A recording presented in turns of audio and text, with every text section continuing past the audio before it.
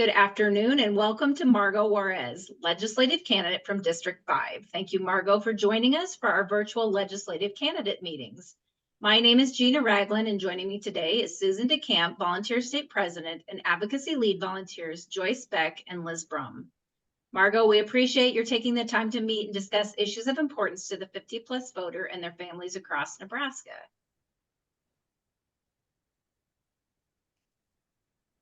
Thank you. I'm excited to be here.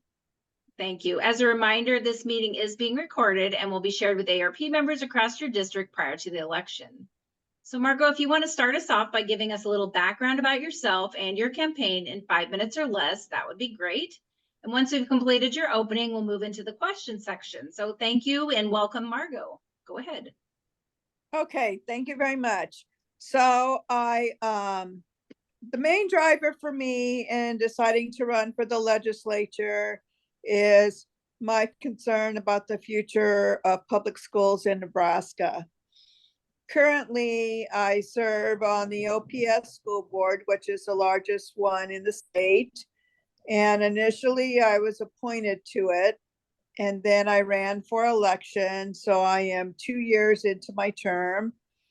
And so because of that concern, I decided to move forward and get the legislature a try, because even if we should defeat the bill that's the law that's been passed where public dollars are going for private schools, and we're trying to get that repealed, and I'm an advocate of that. I just think that down the road, something else might come up with trying to make changes to our public school system. And I really wanted to be on the floor to support public schools.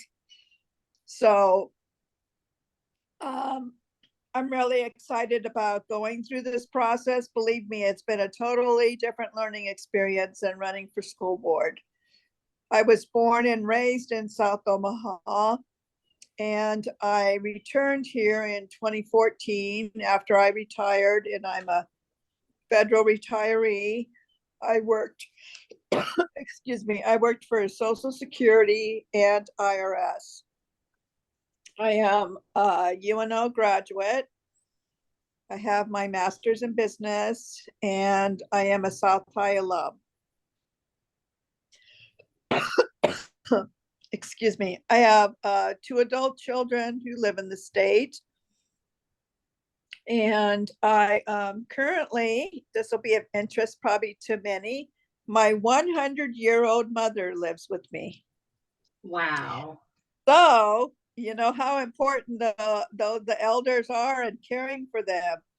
And that's actually one of my interests, is looking at long-term care options.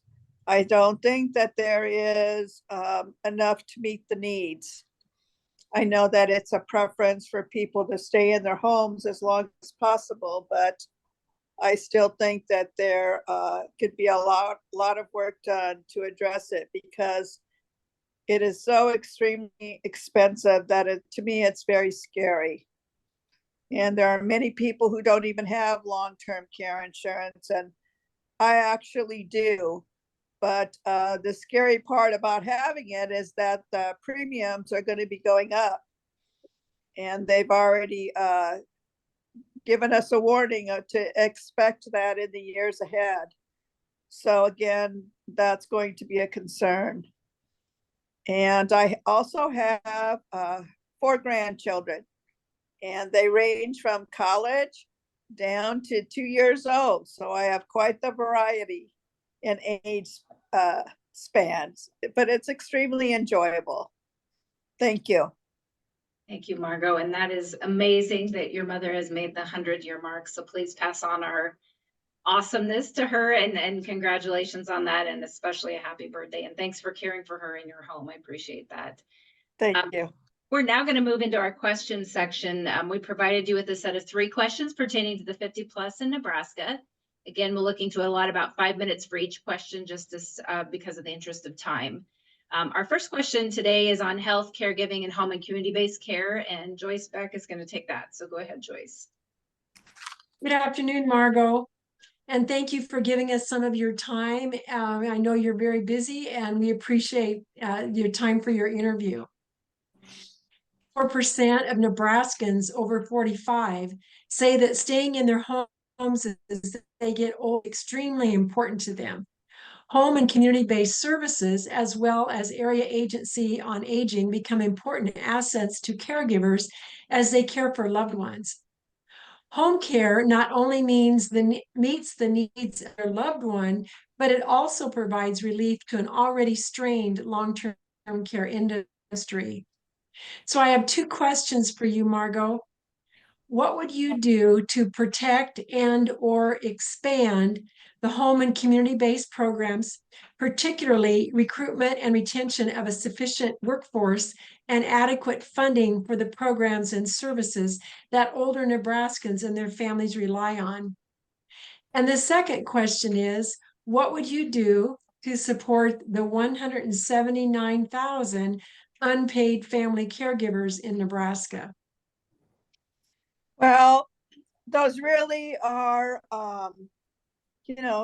two huge issues, but two important ones. And obviously, in my situation, I can definitely relate to the home care crisis that's out there, the needs.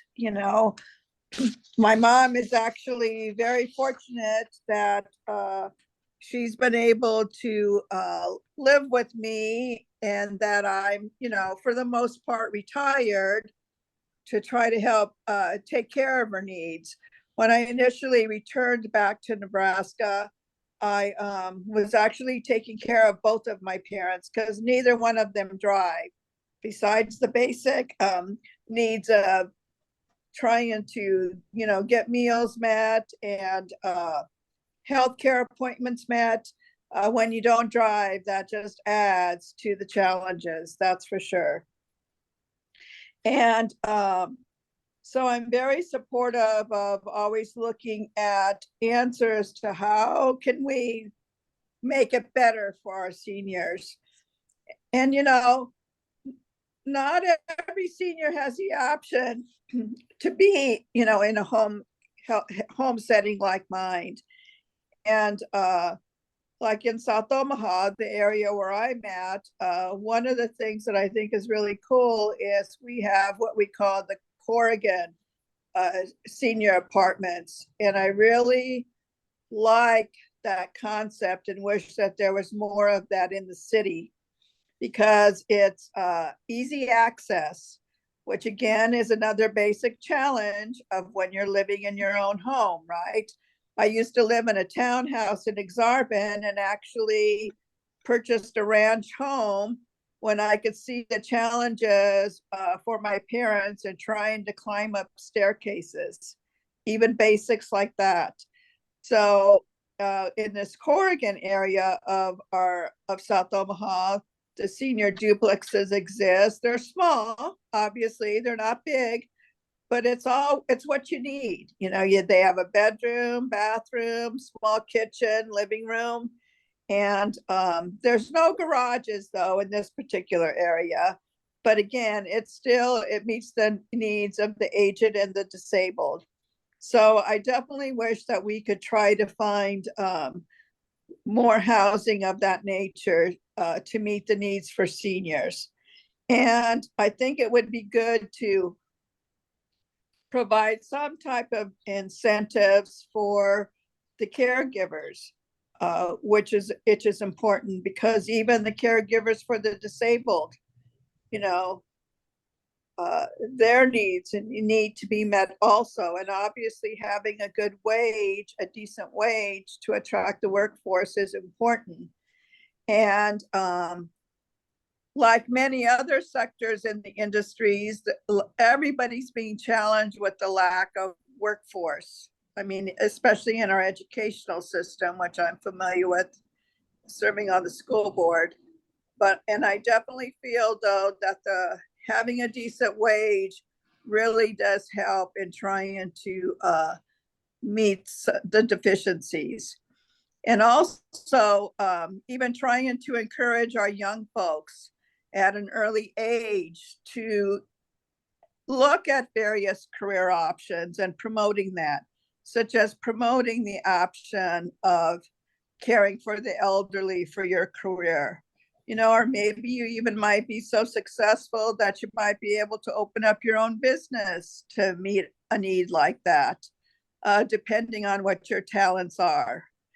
And so I would really try to encourage all aspects of trying to get the housing needs met.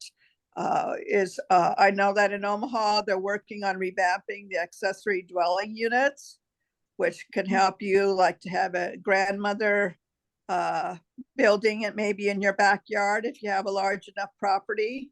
I've gone to the meetings to learn about that. And I think that that's definitely a step in the right direction for the housing needs. So could you tell me what other question that you asked that I still need to address? I think you answered it. Oh, Thank you very much. Oh, okay. Thank you. I'm glad that I remembered it all. Thank you, Joyce, and thank you, Margo. Our second question, we're going to switch into a little bit different space to address and talk about consumer fraud, exploitation, and protections. And Susan DeCamp is going to take that. So go ahead, Susan. Hello, Margo. It's nice to have you with us today. Yeah. You and I have something in common. I served on my local school board for 21 years. And so I wanted to thank you for your service to the students and parents in your school district. It's a really important service, and I really appreciate your able to do that and you're willing to do that. So Yes, thank you. Yes. So scammers are increasingly targeting older adults with scams such as wire transfers, gift card scams. I'm sure you've heard of the grandparent scam. And scams involving real property are also cropping up now. So nationwide, the average victim of elder fraud lost nearly $34,000 due to these crimes in 2023. And in Nebraska, the FTC showed that there were 4,643 fraud reports made. Nearly 9 in 10 consumers agree that lawmakers need to do more to protect consumers from fraud and scams. So with that in mind, I actually have 2 questions for you. Consumers lose billions of dollars each year to online financial, property, and other types of fraud. What will you do to ensure that Nebraskans are protected against fraud and deceptive business practices and provide opportunities for redress to victims of fraud? Would you support enacting laws to require merchants that sell gift cards to post notices? Enactment of a consumer fraud restitution fund? And implementation of preventative or corrective measures to assist in combating owner-seller housing impersonation fraud. Okay, thank you for those questions. Now, I think that, it's sad really that this is such a serious problem and that there are, people out there who want to take advantage of our vulnerable communities. I think I would like to look a little bit more at really trying to evaluate what does the financial industry do to help us with these matters. Could we possibly have the financial community play a greater role in alerting our seniors about the chances of fraud and what to look for and educate them more?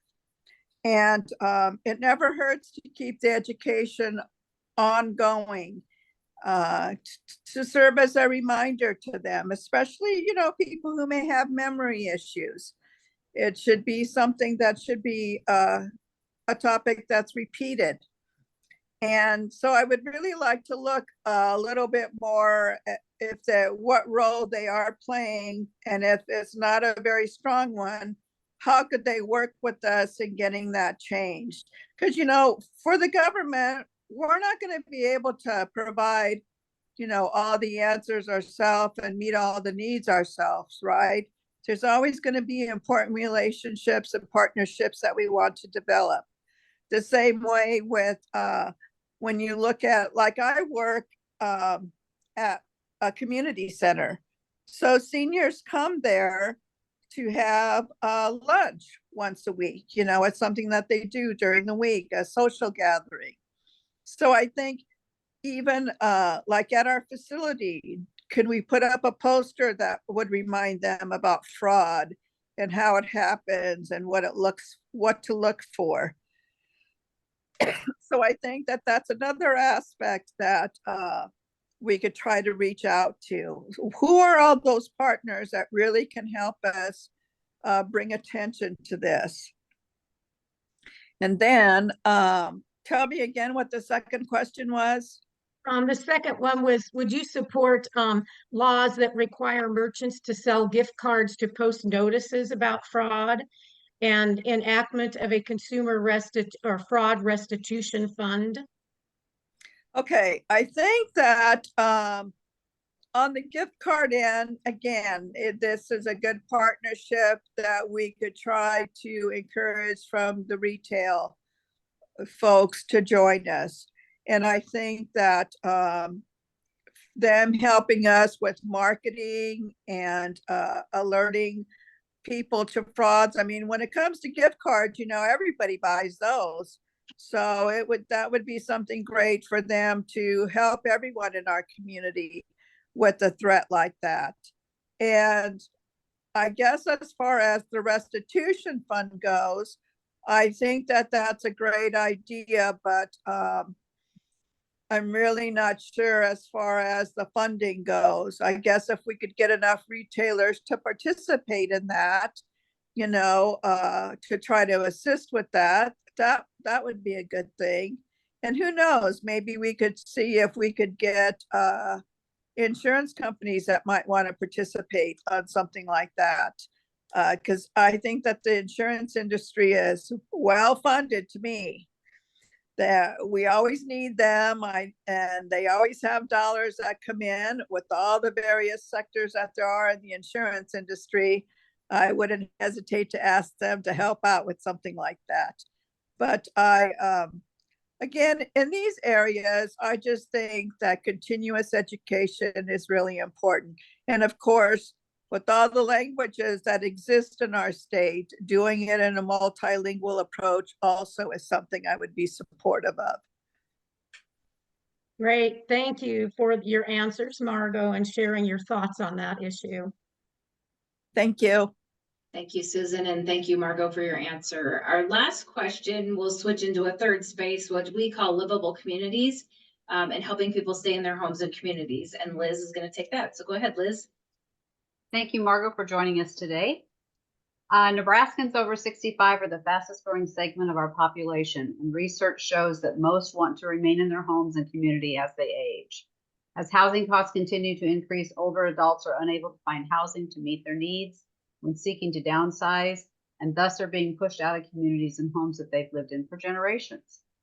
What will you do to support, incentivize, or ensure the creation of affordable and diverse housing options, such as accessory dwelling units that you've already discussed, intergenerational housing, manufactured housing units, and townhomes? And will you fight to ensure that the homestead exemption program is maintained and protected to ensure that older Nebraskans that qualify continue to have access to the tax relief that allows them to age in place? Okay, I'm going to touch base on the second question first, the homestead exemption. And I'm really supportive of having that, but I really do wish and would like to look into whether or not we could increase the income levels for people to participate in that. It's like, I don't feel that the income levels are keeping up with our rate of inflation. You know, it's like if they passed it, who knows how long ago. Like, for example, I don't even qualify for homestead exemption. So, and I've raised this issue myself with my state representatives because as it goes, and me being a homeowner, I'm going to be paying property taxes for the rest of my life if they don't, you know, make changes for us. And I might have the threat down the road, even for myself, that I might not be able to live in my own home if they don't try to assist me with those costs, because the incomes don't go up to keep up with these housing costs that arise. And I'm quite aware of someone else who has told me how seniors are going to eviction court because, their rents are rising and their incomes are fixed and they can't keep up with their rents. So, this is really an important issue to address. And even from the rental side, it was, if they get features of something like this with getting, if it's lower property taxes or whatever the mechanism may be, they should be passing on the benefits of any incentives to the people who are renting from them, not just having homeowners themselves benefit.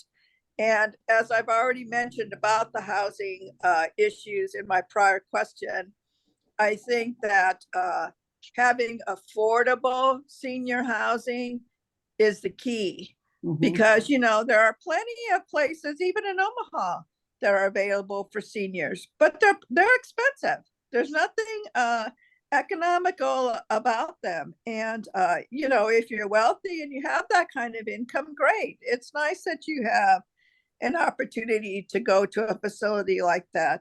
But I think for the most part, a lot of seniors are challenged income wise, and their choices are, more modest and not being on the high end to meet their needs.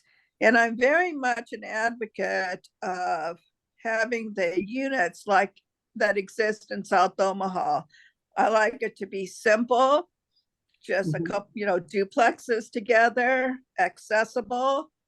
And I think that that's really what's key. And even when you think about it, like when I look at my mom's situation, both of my parents were like this, and that they were introverts. So, they don't like being in places where there's a lot of people. That's not them. We're more concerned about, privacy, having quiet. And so I would like that we have housing options to address various people's personalities, let's say, because some people who are seniors who are more outgoing, and enjoy the arts or enjoy playing cards with others. Having a lot of people around you where you live, that might be the best option and great for you. But not all seniors are the same, So that's why I think it's better to have a housing that meets a diverse population, including diverse personalities. And definitely I'm supportive of having our housing codes make it easier for developers to meet the needs of our seniors. And something that's really important, though, that I also support is mass transportation. And I know people think that I'm way off because I've lived in places where we've had light rail systems. And I'm so supportive of that transportation option, because as you get older, it's nice that somebody else can get you somewhere, because you might not be able to drive anymore. So I think that, we need to continue to look at all of these aspects to try to meet the various needs as we age. Thank you very much for your insight. Appreciate it. Thank you, Liz. And again, thank you, Margo, for your answer on that. We're coming to the end of our time of meeting today. And so in closing, I would like to give you back a few minutes to talk with us about what your priorities are for serving in the legislature. I know you kind of alluded to that a little bit already, but are there specific issues that you plan to work on or address during your time as a state senator? Or the committees you're looking at that you're interested in? And so again, in closing, Margo, I'll give you a few minutes back to close out. So go ahead. Okay, thank you so much. And I really appreciate that you guys reached out. It was good for me to learn a little bit more about you. And I'm sure if I get elected that I'll learn more about you in the months and years ahead. Again, one of my drivers was long-term care issues. And that is just as important to me as looking at the public school situation. And I guess I'm fortunate that I have real world experiences of looking at elder care issues, that it's a topic that I'm going to feel confident about in addressing, and trying to put it at the forefront, that it's something that's really critical to the needs of our community. Because, I know that they want to avoid the brain drain and our kids leaving the state. And yes, that is important to address also. But I definitely don't want to forget about the needs of the elderly. That's for sure.